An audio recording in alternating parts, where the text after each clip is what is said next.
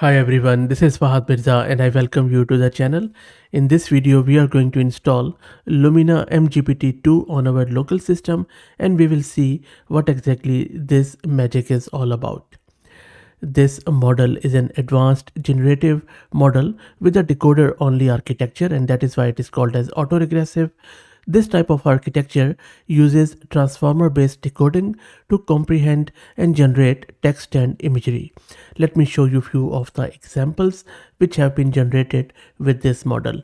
Look at the quality of not only the words, images like scenes, and also the human figures. Look at this one with red lipstick and all the anime style image, which is simply sublime. Look at this dewdrops on the leaves.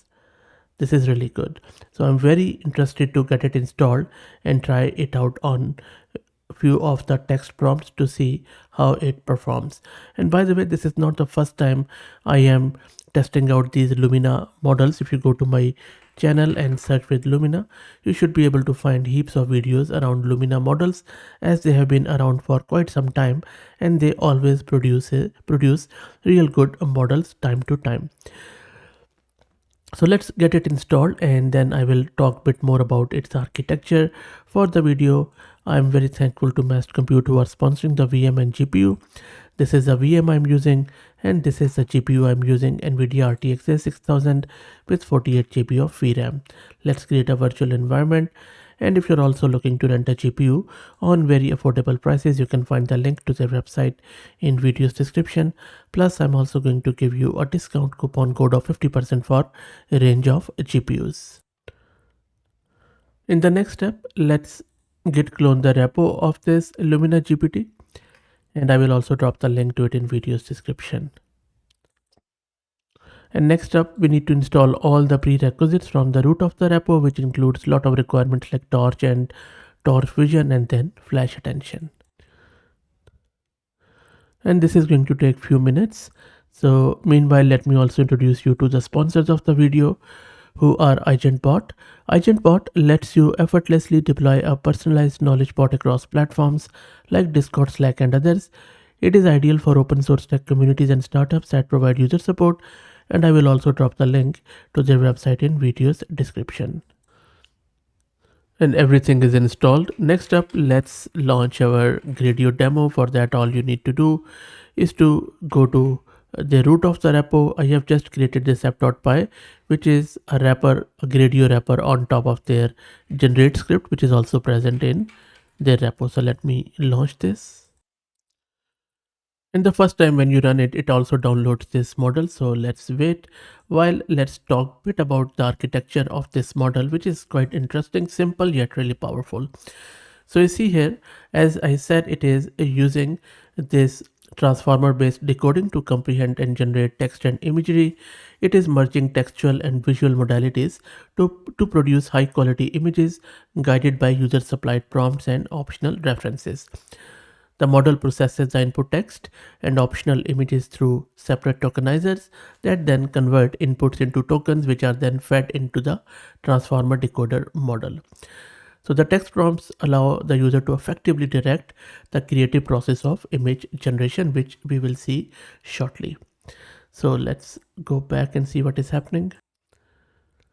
So you see it is also using Gemma 2 billion behind the scene, which is very interesting.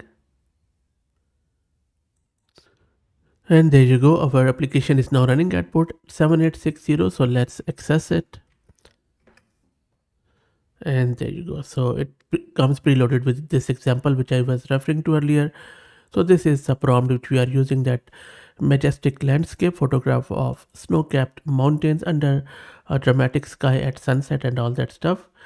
And then you can also give any negative caption to so that it won't make it part of the image. This is the system prompt, and then just keep the resolution and the hyperparameters like what sort of prompt guidance we are giving. So I'm not going to touch it for now. And it also comes preloaded with some of the examples, and it is multilingual, both English and Chinese. So let me click on submit to generate image. It is generating the image, so let's wait. Maybe we could also check the VRAM consumption in real time. So it is using close to 23 gig of VRAM. Not bad really, pretty good. And look at this image, and I think I'm blown away by this image. Especially look at this sentence: the central peak is partially obscured by clouds and it has followed it to the hilt. Look at the glow, and everything is amazing. The sky is filled with fairy orange and golden clouds. There you go, look at the golden clouds, the hue, and everything is simply outstanding, breathtaking. Okay, let's try out with something with a human. So I will generate it and then I will read it. Submit. Okay, so this is one thing which I have also noticed, so you might also get it. So what happens is the first image when you create it overflows your VRAM. So in that case, all you need to do is to simply reload this. Okay, but if you have the GPU with around 80 GPU of VRAM, you shouldn't have to do that. So after reload, I'm generating this image of a human, a glamorous portrait of a beautiful, elegant woman posing gracefully by a softly illuminated vintage window. So let's see what it produces. And look at this. This looks really, really good. There is a vintage window. Could be better in terms of the face. I think looks a bit plasticky, but other than that, the hair and everything looks good. Okay, so but there is no malform. You can see the fingers are 1, 2, 3. There is malformation in the fingers a bit, but other than that, I think looks good. Even the shape of the finger is not that good. Okay, so anyway, we'll try a bit more. Now let's run this. And so what I'm going to do here, I'm just generating this serene and picturesque waterfront market in Venice, Italy, showcasing gondolas gently floating past, colorful merchant stalls and all that stuff. And look at this image, quite nice. I would say it has very correctly depicted the whole Venice scene, all the architecture of this Venetian windows and stuff, and then gondolas are there. I would say that this is more like the regular boats instead of gondolas, but still good enough. Look at this flower one, and there are fish too. Okay, so let's see if it can generate the text. And I have generated this text, but I don't think so it is good with the text one, because you see I asked it to generate it in bold, and this is the text which I asked it to write, but the spelling of the wrong, subscribe are wrong, and even channel are wrong, and then there is also some weird text at the bottom. But it tried well. It has the rest of all the elements are quite vibrant. There are brush strokes which I asked it to do. So I think in terms of scenery and in terms of the whole elements of the scene, it is pretty good.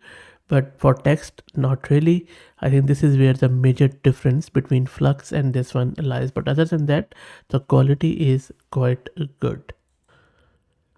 So that's it. Let me know what do you think. They also have this model available on Hugging Face if you're interested.